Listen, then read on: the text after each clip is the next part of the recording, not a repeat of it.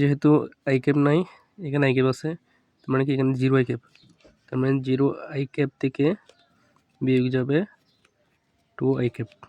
But এখানে মাইনাসে মাইনাসে প্লাস হয়ে যাবে, এটা এরকম হবে। এরপর হচ্ছে যে জে ক্যাপ থেকে জে ক্যাপ বিয়োগ যাবে, এখানে কি 4 জে ক্যাপ, এখানে মাইনাস 5 জে ক্যাপ, তাহলে 4 জে ক্যাপ থেকে 5 জে ক্যাপ গেলে হচ্ছে যে মাইনাস শুধু জে ক্যাপ। এখন 3 কে ক্যাপ থেকে এখানে তো কে ক্যাপ নাই, তার মানে কি 3 কে ক্যাপ থেকে 0 কে ক্যাপ যাবে,